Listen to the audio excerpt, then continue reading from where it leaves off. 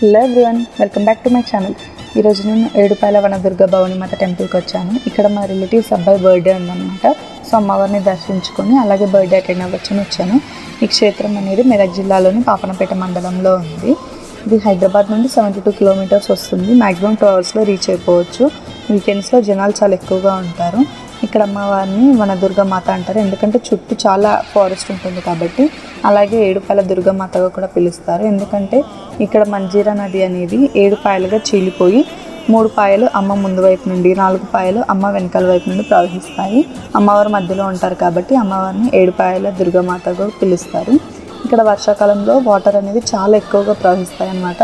So అప్పుడు మనం ఎవరిని అలౌ చేయరు. అమ్మవారు చాలా పవర్ఫుల్ అన్నమాట.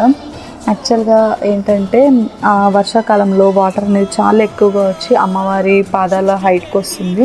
సో అమ్మవారి పాదాలు కడిగిన తర్వాత వాటర్ తగ్గుతాయి అని అంటారు. ఇక్కడ ఎవ్రీ ఇయర్ శివరాత్రికి అమ్మవారి జాతర అనేది ప్రారంభమవుతుంది. 3 రోజులు జాతర కొనసాగుతుంది. అప్పుడు 30 లక్షలకు పైగా జనాలు అనేది వస్తారు. ఓన్లీ తెలంగాణ నుండి కాకుండా ఆంధ్రప్రదేశ్, కర్ణాటక, మహారాష్ట్ర ఇక్కడ వివిధ ప్రాంతాల నుండి వస్తారనమాట.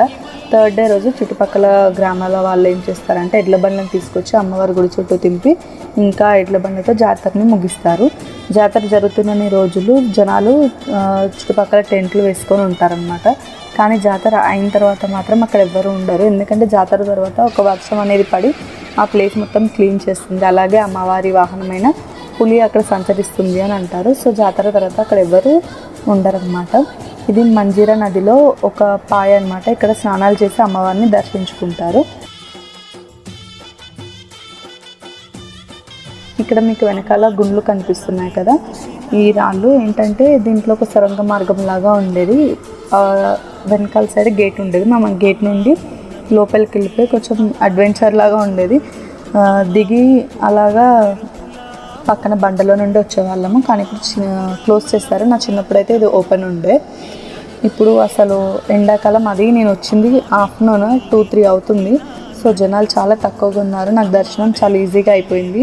కానీ మార్నింగ్ టైమ్స్లో కానీ వీకెండ్స్లో కానీ ఇంకా అమ్మవారి ఉత్సవాలు ఉన్న టైంలో వస్తే అసలు మనము ఇక్కడ తిరగలేము. జనాలు చాలా అంటే చాలా ఉంటారు. ఇంకా అమ్మవారి దర్శనం అయిపోయిన తర్వాత మేము స్టార్ట్ అయిపోతున్నాము.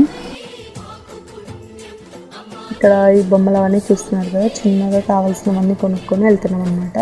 చిన్నప్పుడు ఇలా మెహందీ పెట్టించుకునే అలవాటు ఉండేది ఎక్కడ జాతరకి వెళ్ళినా కూడా. సో అక్కడ చూడగానే నేను పెట్టించుకున్నాను, నేను పాపకు కూడా పెట్టించాను. కానీ ఏంటంటే ఈ మధ్య కెమికల్స్ చాలా వాడుతున్నారు, హ్యాండ్కి ర్యాషెస్ వస్తాయి అని అంటున్నారు. కానీ నేను ఏదో చూడగానే చాలా ఇష్టంతో వేయించుకున్నాను, కానీ మాకైతే ఏం అవ్వలేదు అలాగా. ఇంకా మేము ఇక్కడ అమ్మవారిని దర్శించుకొని ఇంకా బర్త్డేకి అయితే స్టార్ట్ అయిపోయాము. ఇది బర్త్డే బాయ్ కేక్ అనమాట. వాళ్ళు కేక్ కటింగ్ బిజీలో వాళ్ళు ఉంటే మా పిల్లలు వీళ్ళు ఆడుకునే బిజీలో వీళ్ళు ఉన్నారనమాట. ఇంకా అంత అయిపోయిన తర్వాత నేను చిన్నోడికి తినిపించాలంటే ఆ బర్త్డే బాయ్ చైర్ని కాజేయాల్సి వచ్చేసింది.